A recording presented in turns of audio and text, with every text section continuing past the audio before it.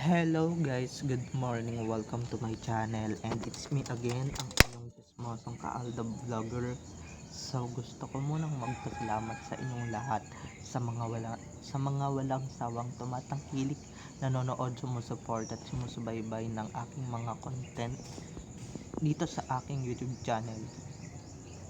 So eto wag inyong babaktawan o lalaktawan tong ating content ngayong araw. I'm sure na hindi ninyo pagsisisihan na pinanood nyo to mula umpisa hanggang hulihan. And syempre huwag kayo mag-i-skip ng segment, okay? So babatiin ko muna kayo guys ng good morning. So happy Wednesday sa ating lahat. Grabe, parang kailan lang. Tapos guys, grabe, nangangalahati na bumili din. Nangangalahati na tayo sa buwan ng January. Parang kailan lang, no? Putukan. So eto na, dumako na tayo sa ating main topic for today's video. Isang matinding ebidensya at resibo guys ang ilalabas natin. Alam kong bawal to, pero hindi eh. Kailangan na natin ilabas ng bonggang-bongga. So eto na, wag naman namin satsat. May nakakita kina Main at Alden sa Santa Rosa, Laguna na sobrang sweet. At hindi lang yun, may kasamang mga bata. So eto na guys, watch this mamaya ipapaliwanag ko sa inyo ng buong. So eto na guys, watch this.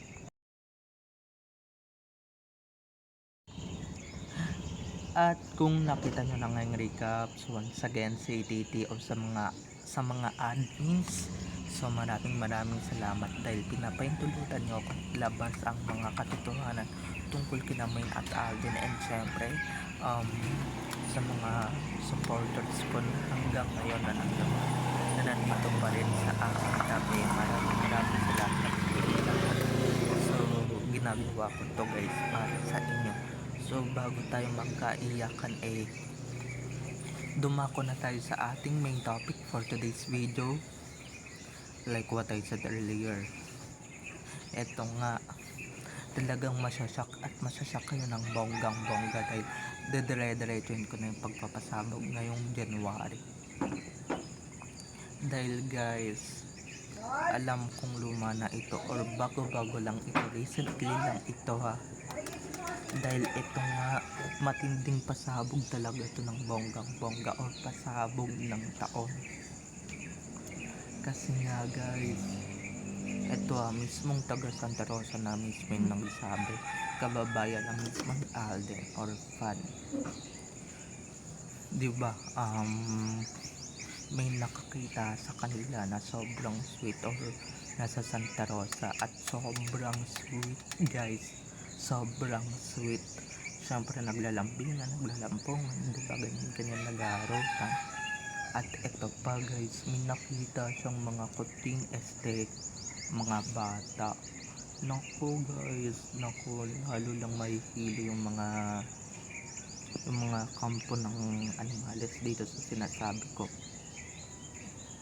Diba, nung una yung kausap niya ayaw pang maniwala, pero guys, na-realize din niya talaga, pina-realize ng friend niya na talagang legit at totoo yung sinasabi ng kanyang kaibigan.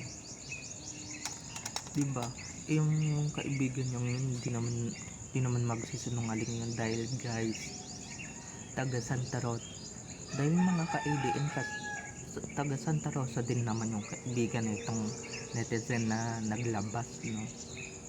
Kaya at eto, take note guys, hindi yata fan to ng Aldab, pero dahil sa kaibigan niya or dahil dun sa kakilala niyang fan ng Aldab, kwento niya ngayon dun sa kakilala niyang Aldab fan na nakita niya yung Aldab at talagang sweet na sweet.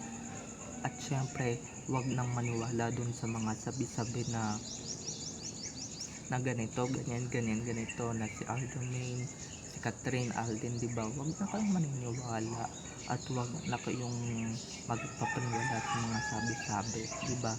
At saka ito ilalabas ba to sa social media kung hindi totoo at kung sabi-sabi at hearsay lang naman ang sinasabi na itong netizen na to, diba? So maraming salamat at guys, hindi na natin siya papangalanan or hindi na natin siya i-mention dito dahil nga diba poprotektan lang natin siya or yung pagkakakilanlan niya para hindi siya mabaas. Pero guys, matindi tong ebidensya resibo na talagang at saka ito hindi lang talaga Aldab ang nakita niyang sobrang sweet, kundi may mga kuting pa silang nakita or kittens ng Aldab silang nakita. Yung isa kamukhang kamukha ni Alden, yung isa kamukhang kamukha ni Maine or mix, diba? O yung pangatlo mix nilang dalawa ni Alden. So doon pa lang mga ka-ADN, diba, napakalinaw na talagang matagal nang magkarelasyon sila Alden at Maine. And hello, diba, sa iisang bahay lang sila umuwi. Minsan naiispatan sila na nasa Santa Rosa, minsan nasa Santa Maria, Bulacan. So yung mga netizens talagang hindi marunong magsinungaling at hindi marunong maglay. Dahil nga itong mga to diba, kung ano lang talaga yung katotohanan at kung ano lang talaga yung nakikita or nakikita nila, di syempre guys, kahit na mismong excited or kahit na mismong kahit na ako pa yan, talagang ilalabas ko yan with matching text or picture, diba? Ipapasok ko agad yan at syempre walang kawalayan, diba? Kaya nung nakita ko to, agad-agad ko tong nilabas at agad-agad ko tong pinansin na naku, talagang kailangan bukas mailabas ko to kahit na sabihin pa nilang bawal, diba? Kahit na sabihin pa nilang bawal or hindi pwede, kailangan natin to ilabas kasi nga napakahalagang balita. Dahil guys, dahil mga ka-ADN, marami ng mga netizens ang nababaliw and syempre mga nahihibang dito sa social media. Kaya onting kachismosohan lang naman at onting news flash lang naman tayo, no? Itong update na to hindi ko kayo mga iba dito, hindi ko kayo pinipilit na maniwala dito, okay? Hindi ko kayo pinipilit na paniwalaan to or efforts na paniwalaan tong vlog na to, pero talagang maniniwala kayo dito kasi nga guys, legit to, diba? At maraming maniniwala dito dahil guys, hindi to gawa-gawa, diba? Diba, ba't gagawa yung netizen ng kwento kung hindi niya nakita or kung hindi niya nasilayan talaga yung totoong Aldab, diba? Ba't niya ikakwento sa kaibigan niyang diehard fan ng Aldab or hindi Aldab fan, diba? Ganyan yan mga ka-ADN, nag-uumpisa talaga sa hindi fan pero sa totoong buhay. Pagka nalaman niya talagang na nakita niya yung Aldab or nakita mo yung Aldab, kaya kung sino ka man sa buhay niya, diba, once na nakita mo yung Aldab at talagang legit yung kwento mo, diba, maniniwala yan. And ito mga ka-Aldab Nation, hindi ko to ginagawa para paniwalaan ako ng mga bashers, okay? Ito pala sila kung anong gusto nilang paniwalaan, kung anong gusto nilang palabasin, diba? Alam kong throwback lang to, kaya recently lang to, pero mga ka-ADN, talagang nilabas at lalabas ko to, walang makakapigil sa akin, even ito na mag-iingay dito na kampon pala ng animales. So sorry. So eto na, So eto na, 'di ba? At saka siguro naman naniniwala na 'tong kausap ng ating netizen na sa ating netizen kaibigan niya na ayaw na baka baka daw it's a prank.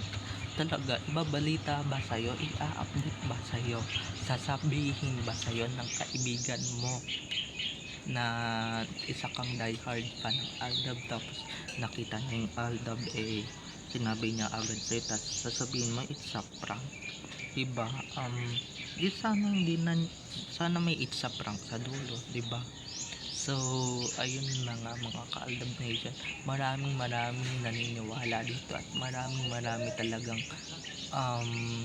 makakadaupang palad ng Aldab, diba?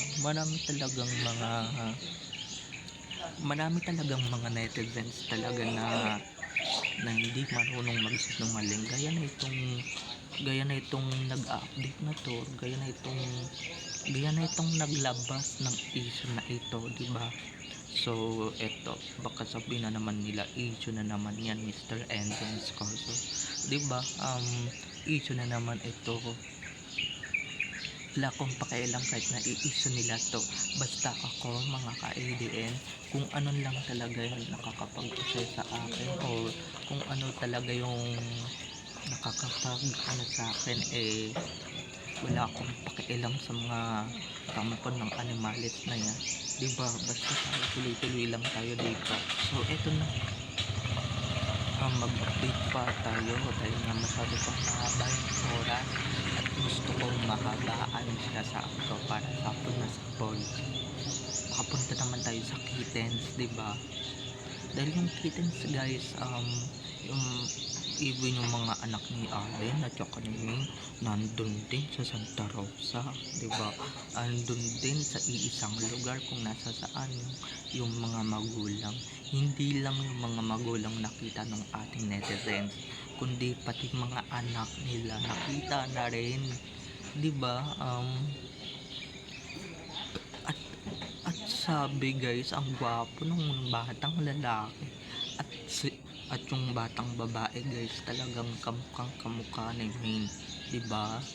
Kamukhang kamukha ni Maine at apakagaganda at napakagwapo guys. So yung isang kaibigan ng ating netizen or ng ating ka-ADN, kasi nga kasapin na natin siya ngayon, iyon na talaga guys, naniniwala na siya. And syempre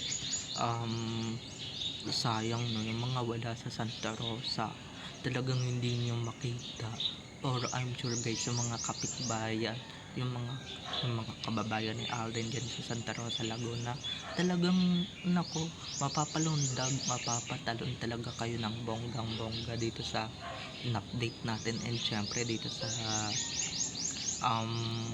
binalita ko para sa inyo. Okay, so bye bye na mga ka-ADN, have a nice day, keep safe and God bless. So enjoy watching, I love you all. So happy Wednesday everyone, bye bye, see you on my next video everyone. Enjoy your house, I hope you like it, and I hope you enjoy this video. Bye bye.